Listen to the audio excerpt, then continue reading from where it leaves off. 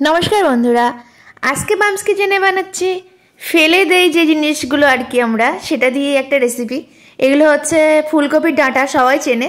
তো ফুলকপির ডাঁটা সাধারণত আমরা খাই না, ফেলেই দিই। তো এটা দিয়ে যে একটা সুন্দর রেসিপি বানানো যায় সেটাই আর কি আজকে শেয়ার করছি।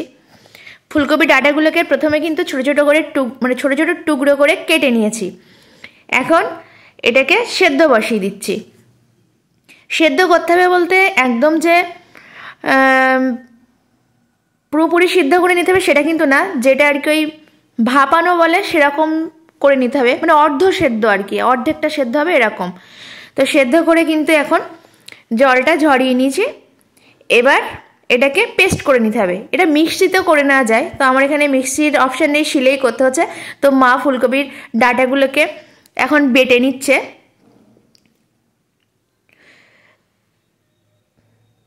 এটা কিন্তু মোটামুটি মানে অর্ধেকটা সেদ্ধ যেহেতু হয়ে আছে সেজন্য বাটতেও সুবিধা, আর মিক্সিতে দিলে তো একেবারেই হয়ে যাবে, কোনো অসুবিধা নেই।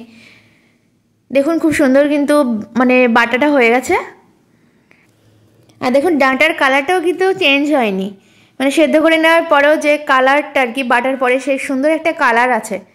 তো এখন গ্যাসের ওপর কড়াই বসিয়ে দিই। কড়াইতে দিয়ে দিচ্ছি পরিমাণ মতো সর্ষের তেল, আর তেলটা একটু বেশি পরিমাণে দিতে হবে। আর তাতে দিয়ে দিচ্ছি একটা শুকনো লঙ্কা আর কিছুটা কালো জিরে ফোড়ন। এবার ফোড়নটা একটু ভাজা হয়ে গেছে, এখন এর মধ্যে দিয়ে দিচ্ছি দুটো মিডিয়াম সাইজের পেঁয়াজ কুচি। তো পেঁয়াজ কুচি দেওয়ার পরে দিয়ে দেওয়া হলো 1 চামচ পরিমাণ রসুন বাটা আর 5টা 6টা কাঁচা লঙ্কা কুচি। এটা বেশ একটু ঝালঝালি হয়, ঝালঝাল খেতেই ভালো লাগে, সেজন্য একটু বেশি করে ঝাল দেয়া। তো এবার কিন্তু ভালো করে এগুলোকে ভেজে নিতে হবে, যতক্ষণ না কাঁচা গন্ধটা চলে যায় ততক্ষণ পর্যন্ত ভাজতে হবে।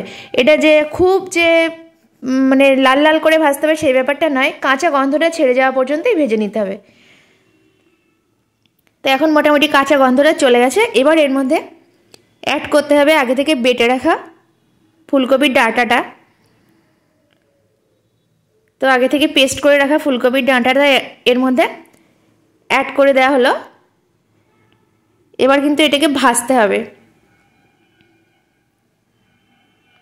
তো এখন এর মধ্যে অ্যাড করে দেওয়া হচ্ছে স্বাদ অনুযায়ী লবণ আর পরিমাণ মতো হলুদ গুঁড়ো। আর টেস্টটা ব্যালেন্স করার জন্য একটু চিনি দিতে হবে, কারণ মানে ফুলকপির ডাঁটাটা একটু পানসে হয়, সেজন্য টেস্টটা যাতে একটু ব্যালেন্স হয় সেজন্য একটু চিনি অ্যাড করে দিলাম। তো এবার এটাকে কিন্তু ভেজে নিলে এটা রেডি হয়ে যাবে। একটু ধৈর্য ধরে ভাজতে হবে অল্প আছে, নইলে কিন্তু নিচটা পুড়ে যাবে, অথচ ডাঁটাটা ভাজা হবে না। সেজন্য অল্প আছে ধৈর্য ধরে কিন্তু এটাকে ভাজতে হবে। একটু সময় লাগবে, কিন্তু এটা বানানোর পর দারুণ টেস্টি হয় ব্যাপারটা।